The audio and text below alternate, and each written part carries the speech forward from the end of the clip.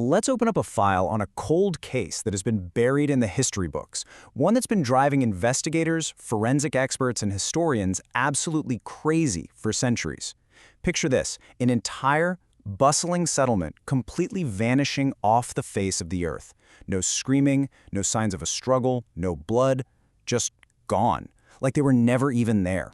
Today we're pinning the Roanoke colony mystery right onto our evidence board, and we're going to look at this terrifying, unsolved puzzle through a true crime lens. 115. Now, that is not just some random historical statistic.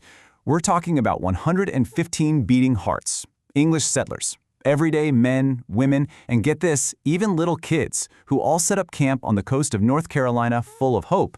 And then, poof, all 115 of them were completely wiped off the map. No footprints, no scraps of clothing, nothing. It's like the whole group literally evaporated into thin air. When we look at this cold case as investigators, the very first, most basic question that hits you is, where exactly did they go? I mean, it sounds like such a simple question, right? But when you actually dig into the facts and examine the data from back then, that question just gets more and more terrifying. How on earth does an entire settlement of everyday people just vanish without a single shred of forensic evidence? To untangle this, we really need to step back and trace the timeline and the sequence of events right before they disappeared. Let's look at the chronology to see exactly where things went wrong and when they dropped off history's radar. So, the foundation of this whole case is laid in the year 1587. These 115 people land on Roanoke Island dreaming of a fresh start. But reality hits hard, and survival gets incredibly tough. Their food and essential supplies start running dangerously low in this harsh new environment. Things get so desperate that their leader, a guy named John White, decides to take a massive gamble. He heads back to England to get help and new supplies, leaving his family and his people behind.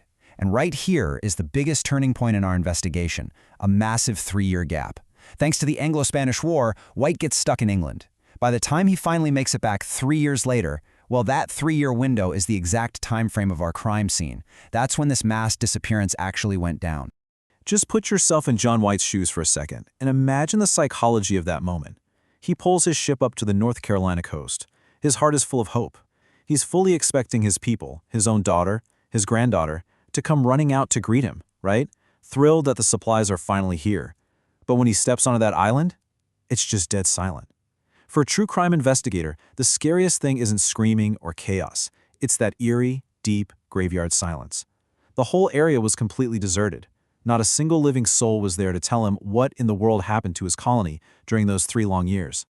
Okay, let's look at the facts on our crime scene evidence board. The most disturbing part of this case is actually the complete lack of physical evidence. If a plague, disease, or mass starvation hit the colony, forensic logic tells us we'd find bodies, or at least bones, right?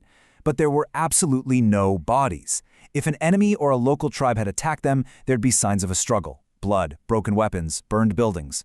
Nothing. No signs of a fight whatsoever. And here is the most chilling detail of all. Their houses weren't smashed or burned down. They were carefully and deliberately dismantled. That is not the reaction of people in a blind panic. It's almost like someone methodically packed up the entire operation and just quietly slipped away without rushing. So what was John White expecting? He thought he'd either walk into a normal, functioning English town, or, worst-case scenario, find clear, violent evidence of a raid or a horrible disease. But reality was completely different. It was just a perfectly clean, wiped-out, empty plot of land. It's like someone took a giant eraser and just rubbed the colony right off the earth. Now, forensic science says that no matter how clever you are, you always leave something behind at a crime scene. And on this empty, dead silent plot of land, right at the very end, they found exactly one thing. Just one single solitary clue, in the middle of this totally deserted, wiped-out land. While John White and his crew are frantically searching for any trace of their people, something catches their eye. They notice a carving on a wooden post that had been carefully erected. Someone had taken a sharp tool and carved deeply into the wood. This was the very last physical trace left by 115 missing people. Their final message. Croatoan, just one word, deeply carved into an ordinary wooden post. Croatoan. This is literally the only physical clue in this entire missing persons investigation, a haunting signature deliberately left at the crime scene. But what did it actually mean? Was it a desperate distress signal? Were they frantically trying to say where they were heading next? Or was it some sort of twisted red herring left by an enemy? I'm telling you, this is the one word that has been keeping forensic profilers and historians awake at night for over 400 years. When the solid physical evidence at a crime scene totally dries up, history and modern investigators have to rely on profiling and theories. Since we don't have a body and we certainly don't have an eyewitness, let's interrogate the evidence-based possibilities.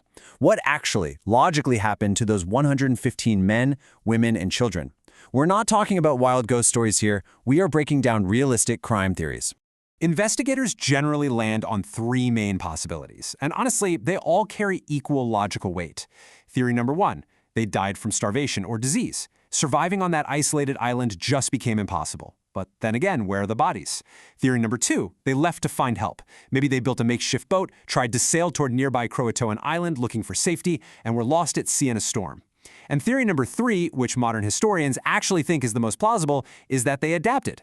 They took down their houses, assimilated into the local native tribes, intermarried, and just permanently hid their original identities. Because there's zero definitive proof, any one of these theories could be the absolute truth. When we summarize this entire case file, it forms this classic, tragic arc that honestly rivals any suspense thriller.